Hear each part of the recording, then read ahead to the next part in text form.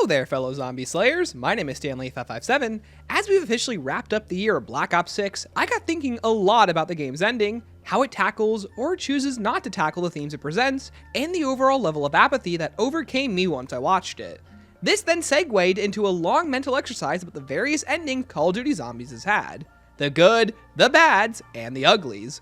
So without further ado, let's dissect each zombie's ending and discuss which one is the best. World at War. Coming into the beginning of this undead adventure is this small-scoped passion project. World at War ends at the Durice facility, the original place where the zombies were manufactured by the German Reich. There isn't much to discuss here, as very little of the story was actually explored in this entry. Instead, small bits and pieces hinted at a larger narrative, and that's exactly what we got in Black Ops 1. It's impossible to rank this ending by any sort of benchmark, and instead is a great place to talk about scope, theming, and execution, which are the metrics I'll be using to rank these endings at the end. The scope of World at War is so small, you wouldn't be mistaken for saying an ending was even intended. And you'd be correct, as Keener to Toten was planned to follow up this map before being ported to Black Ops 1. Speaking of, Black Ops 1 Zombies is a game all about conquest and ambition. Like World at War, it's a small-scale story, but with big consequences that puts the pieces in place to tell a narrative about Dr. Edward Richtofen and his desire to rule the world, and the worlds beyond the world. This plot point was introduced to us in Durice, and Black Ops 1 expands upon that by showing the fallout of Group 935, the rise of the Cold War with Russia and the United States forces gaining access to Element 115, and concludes with a globe-trotting adventure.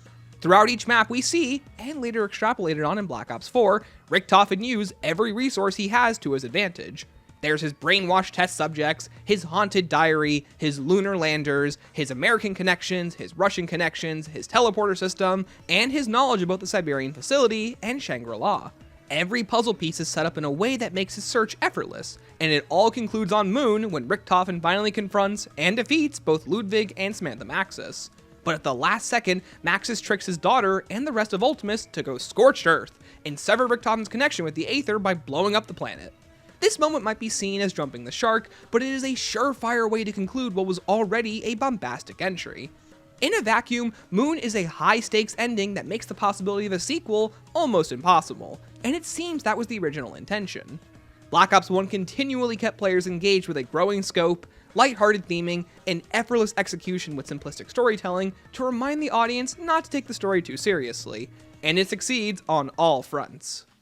Black Ops 2 Zombies is a difficult game to talk about for this video. Between Victus, Mob of the Dead, and Origins, there are seemingly 3 different stories to tell, each with varying scope, themes, and execution. So for clarity's sake, we'll talk about Victus first and then transition into Origins. Victus' story arc in Black Ops 2 is almost a near identical retelling of Black Ops 1's story, just simply with Richtofen and Maxis at the helm of things together. The story's main theme is choice, or lack thereof. It actually begins to craft the narrative that we would later see in Black Ops 3 and Black Ops 4. Throughout the course of Transit, Die, Rise, and Buried, our characters are fighting for their lives, and they are constantly thrown into situations where they must work together or die trying. Despite this struggle, all roads lead to an inevitable death, with death being literal in some cases, and in others metaphorical. As their conclusion with Maxis only leads to a further doomed world as they are left to spiral into darkness. Victus' ending is sadly not executed the best, and many of its themes are only better explored upon in supplemental material and Black Ops 4. Then there's the story's scope. Being only 3 maps of true storytelling, Victus hardly got a chance to shine before the narrative is ready to wrap itself up.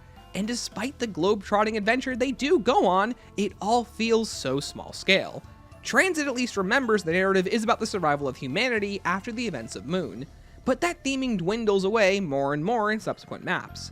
And by the time you get to Buried, you forget that's what the story was about in the first place. Overall, Victus features an underwhelming ending that seems to give up on itself before it ever truly got started, and its reception most definitely led to the creation of Origins and a new timeline. Origins might just be one of the worst endings we've ever received. While it is a one-map setup, and a fantastic one-map setup at that, the ending is where the game throws everything completely out the window for a weak mystery box level end stinger that leaves you scratching your head wondering, that's it? Well, there was a planned Zombie Chronicles, but we'll save that for another day. The usage of Samantha and Eddie was purposely used to confuse players, and most of it wouldn't even be given context until The Giant, Revelations, and Alpha Omega, with some maps taking place nearly 6 to 7 years later. Exo Zombies has a surprisingly good ending. Taking place in an alternate reality where the Atlas Corporation Manticore bombs create undead, Exo Zombies is a lighthearted tale that tells the story of 4 survivors and their quest to end the undead outbreak that faces them. While small in scope, the adventure is presented like an 80s action movie, and the execution is pretty successful, all things considered. The story takes the characters to an Atlas research facility in the ocean where they defeat the original zombie Oz, and everyone goes home to live better lives having learned something from their adventure. Deckard becomes a proper soldier, Khan learns to fight for what's right, and Lilith's growing confidence makes her a great ally to have on your team, and a thorn in the side of those she's up against. The game's lighthearted nature makes Exo's ending palatable, but nothing groundbreaking. But for a game of its scope, that is more than enough. Finally, we're at a real doozy. Black Ops 3's ending is the perfect culmination of Jason Blundell's directing process. It's large in scope, it's divisive, and it sure as heck is an ending to this very wild game. Black Ops 3's main theme follows up on the story beats left behind by Victus, and the game tells the story of inevitability, choices, and cycles. Using the ludo-narrative framing of A Match of Zombies, Jason Blundell explores what it means to live, die, and repeat, with the entire story of Black Ops 3 just being one large game of zombies. Throughout the adventure, each chapter shows our characters where their adventure will inevitably lead them, and through the narrative's main character, Edward Richtofen, we see the continued desire to save his friends and live forever. This creates the necessity for the blood vials and the subsequent cycle. Then there's Dr. Monty. Jason Blundell uses the introduction of this character to emphasize the story's themes and contextualize Primus's choice, creating a parallel that showcases the desire from all creatures, big and small, to live forever. This all plays out in Revelations, with our characters consuming the blood vials, enacting endless suffering for the selfish desire to live forever. In the end, Primus are rewarded for their choices by being sent back to the Great War to fulfill their role in the story that they have now perpetuated. It's almost poetic in a way. While it can feel rushed, upon further inspection, the game lays out all the pieces for the player to consume, creating an ending that is more than the sum of its parts. The scope of the game is massive, the theming is quite strong once you figure out what it's actually trying to say, and the execution raises the bar for what Zombies is as a medium, even if I don't agree with what it's trying to say. It is easily the most striking ending we've ever received, asking the audience to question their own mortality and what they would do to live just one more day. Now back to the less serious stuff. Infinite Warfare Zombies is a fun romp through the world of movie making that doesn't seek to take itself too seriously. The game's story follows 4 nobodies as they make their way through each of Willard Wyler's deadly films. If the narrative ended with the characters throwing Willard into an endless loop of Spaceland to meet his ultimate demise, then I would say the ending would be cathartic. But that's not where things end. Following Beasts from Beyond, our characters now face off against Mephistopheles, and once defeated, they attempt to escape again, only to find that they are trapped within Willard's soul jar, opening up the story to a sequel we will never get. Infinite Warfare is simple on the surface, but overcomplicates its narrative out of a desire to tell a greater story, one that we'll never get to see. If it ended at just Beasts from Beyond, I would actually really enjoy the ending, but what do I know? Coming from the creative minds that crafted Dead Space, World War II Zombies is an epic horror-themed adventure that sets 4 misfits on the path to war with a demon god. Each chapter of World War II Zombies raises the stakes and extends the scope of the narrative until the entirety of Europe hangs in the balance. World War II Zombies is a story about destiny, the never-ending battle between life and death, and the unending hordes that seek to infect the entire Earth. Sadly, the execution is the weakest part. Being split between just 6 major levels, the game runs out of time before it can fully extrapolate on its main narrative. The fate of Europe is only really shown to us in one Tortured Path map and the multiplayer LTM when the game's live service was still active.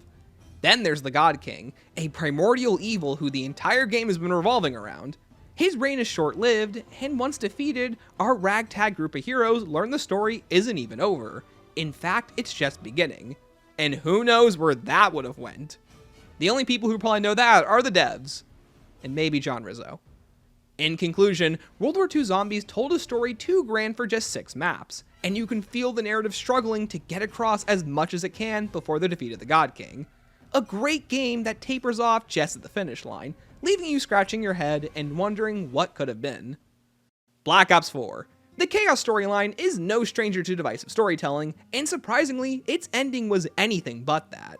Taking place at the city of Delphi, Ancient Evil is clearly the ending this game wasn't trying to have, and its cliffhanger nature might be the worst one out of any that we've talked about so far. Because of this, it's relatively straightforward with a few surprises left up its sleeves. After the defeat of Perseus, Scarlet's knowledge is stolen by the Oracle, who is revealed to be the Gorgon Medusa. Alistair was seemingly working with the Order before they returned to Stone, and Diego is now the only member of the group not under some sort of influence. With the odds against them, it's up to this crew to stop an even greater evil than themselves, and make their way to the Library of Alexandria. Ancient Evil was clearly leading to the next step for the Chaos storyline, and sadly we'll probably never see it. A fantastic ending that balances mystery and raises the stakes, but one we can barely classify as an ending since the story was abandoned just before the finish line. As a follow-up to Black Ops 3, Black Ops 4 continues the original Aether storyline, and tasks our main characters with questioning their choices. The story is an epilogue that sets things right, and forces our characters to pay the price for their actions, going out on a somber note that reminds you, the player, to let go, even if the developers couldn't do that themselves. Tog der Toten is characterized by a large scope and budget cuts, and you can tell how the game limps to its conclusion, even if it wasn't the way it wanted to be told. Major events like confronting Monty at the house are glossed over, and our characters' deaths are brutal and needlessly painful. But the moment where you walk Samantha and Eddie away from the madness as the words of our heroes echo around them is nothing short of ingenious storytelling. Tog der Toten doesn't get everything right about its ending. Its execution remains the sloppiest part about it, especially when you consider what comes after. But its commitment to maintaining the themes introduced in Black Ops 2 and Black Ops 3 helps the story come full circle. Personally, one of my favorite endings. Here we go. This right here is the undisputed number one in my heart. Coming just after the Chaos storyline of Black Ops 4, Joseph Porelski crafts an intimate tale around the themes of the Cold War, with the story following a variety of characters. On both the big scale and the small scale, it's a tale about betrayal, hope, sacrifice, and the human qualities that define each and every one of us. Despite the game having a hefty amount of intel to collect, each one adds to the growing narrative, and gives each character a moment to shine, further connecting you to their lives and the struggles they face within this calamity. All of this culminates in Forsaken's outro cutscene, and the reveal of Edward Richthofen as the head of Requiem.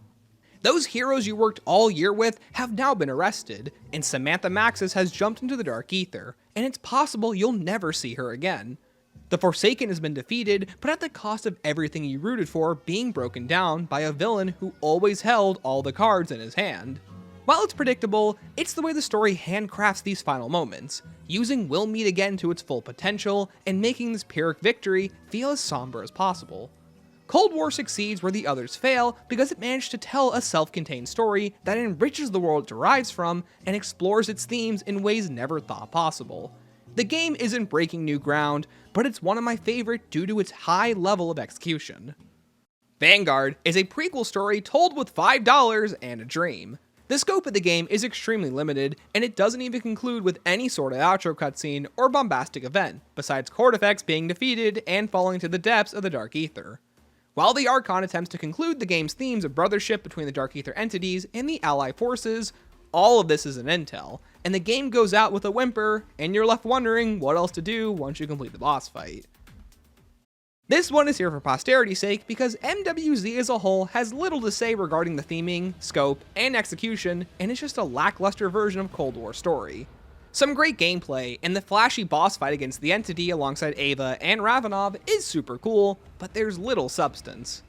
Then there's the ending, which just exists to set up Black Ops 6 and the Warden, and so far has yet to be brought up in Black Ops. And finally, for the last game on our list, we have Black Ops 6. Just like MWZ, Black Ops 6 struggles with its writing. The game feels small in scope, revelations from Cold War are seemingly retconned, and the story's theme might be about redemption and forgiving people, but it's impossible to tell due to the narrative's insistence on focusing on what's directly ahead, rather than building a cohesive narrative.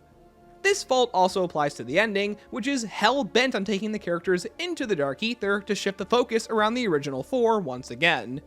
Eddie and Sam are forgotten about the mere second their stories have concluded, and it's difficult to gauge the impact this finale will have when all it feels like is the writers dusting their hands of Black Ops 6 and trying to sell you the next product because it has things that you know in it.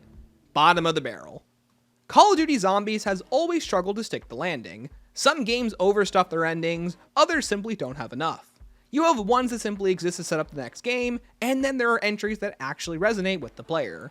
But enough about all that. You all came here for the rankings, so let's talk about them. Coming in at last place, we have a tie between MWZ and Vanguard. Both fail spectacularly in different ways, but they both fail to make an impact with the little time and resources that they have. Vanguard peters out with no satisfying conclusion for Croft, the Allied forces, or the Dark Aether entities, and besides some mention of them on Citadel, we've yet to hear about them since. In MWZ's case, the game barely felt like it had a narrative, nor anything it wanted to say regarding Ava and her life as the daughter of Samantha Maxis and Ravenov. Her story has yet to be mentioned again, and besides the reveal of the Warden, her impact on Liberty Falls was essentially an advertisement. Next up, we have Black Ops 6. Yeah, we're just getting all these guys out of the way first. Black Ops 6 is a nightmare in storytelling. While following up on Cold War was no easy feat, The Reckoning is more of an advertisement for Black Ops 7 than it is an ending that leaves the audience feeling satisfied. The Sentinel artifact is activated, and Eddie and/or Sam receive their wish. And with that, their stories have seemingly concluded. And due to the multiple ending nature, it's unlikely it'll be followed up on anytime soon. After that is Black Ops 2 Origins. While the ending is given context in later maps, it's important to look at the impact the cutscene had when it just existed. Origins' ending is nothing more than a post-credit scene for a movie. It was purposely designed to be confusing, and while it might have been fun to theorize on, the concepts are so far out there, it's impossible to grapple with anything besides maybe saying they were all just toys for Samantha and Eddie to play with. Still better than Black Ops 6 because it doesn't actively destroy the lore that came before it, but one that's just going to leave you scratching your head in confusion. After that is World at War. This is only going here for posterity's sake to be a benchmark that separates the bad endings from the rest. Definitely hard to rank it on this list when it never really had a traditional story to tell in the first place. For somewhat okay endings, we have a tie between Victus Black Ops 2 and World War II Zombies. Both of these entries lack either the scope or the time to effectively tell their narratives, leading to equally weak executions. Victus nearly forgets the story it wants to tell, and World War II was simply too big in scope to tell the narrative they wanted in one DLC season. After that is Infinite Warfare Zombies, and as stated before, if it ended at Beast, it probably would have been one of my favorites. But the cliffhanger ending in Mephistopheles muddies what should have been an extremely easy story to tell on paper, weakening its effectiveness. On a similar note is Chaos Black Ops 4, which ends on an extremely unfortunate cliffhanger. Despite barely being an ending, this one ranks so high because it is easily the map that sets up the most engaging follow-up with reveals, clues, and story dynamic changes. Coming in 5th place is now Exo Zombies. Unlike Infinite Warfare, Exo Zombies succeeds at concluding its main story fairly well, and while the reveal of Oz at the end does leave the story open for a sequel, it's set up in a way that feels emblematic of the stories Exos is emulating, and its lighthearted nature makes it a fun conclusion that leaves you satisfied because you never want to play Exos again. In 4th place is Black Ops 4. This ending ranks so high purely for the way that the final sequence is set up. The use of the player-controlled metaphor is powerful and ends the original Aether storyline on a distinct note. And despite all the baffling decisions and budget cuts, it's still one of my favorite endings in Zombies due to the way that it commits to its themes and the message of letting go, no matter what came after it. Coming in 3rd is Black Ops 1. You blow up the Earth and permanently make Black Ops 2 a more difficult story to tell because of it. Man, is this a tough starting off point to give your next entry. Moon in Black Ops 1 will always be characterized by its simplistic yet gripping storytelling that peeled back the layers to this world piece by piece, and Moon was finally the moment Treyarch committed to its story in a way that raised the stakes of the franchise forever. Poignant and a ton of fun. What's not to love?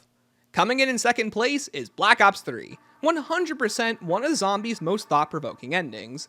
It is the blueprint when you ask someone what they want in an ending, and the way it translates Black Ops 3's themes effortlessly needs to be studied. Its execution is near flawless, and if the writing was a bit more clear about what happened and why, I would say it could be my number 1. But there's only one ending that has always stolen my heart. Cold War is my favorite ending in Zombies. While not the highest budget experience, Forsaken's ending, and Cold War in general, continually delivered an immersive experience that brought you into the fold of Requiem and got you to know each of its characters, while constantly rewarding reading between the lines and spotting clues throughout the year. All of it culminates in the final cutscene, which puts a neat somber bow on everything. The game's final moments are constantly firing on all cylinders, from the direction, to the music, to the writing, and it perfectly encapsulates what the year set up and gets you excited for what comes next in a very effortless way. Cold War will always hold a special place in my heart due to the passionate execution of its ideas that oozes through every moment, and I wouldn't have it any other way. And then we get Black Ops 6 and they ruined all of it. But thank you everyone so much for watching. Let me know what you guys thought of this ranking list and what you think of each ending in Zombies. Ones that you have played, ones that you haven't played, and just ones that you think are cool. Let me know in the comments section below. But with that said, thank you all so much for watching. And remember, keep on slaying.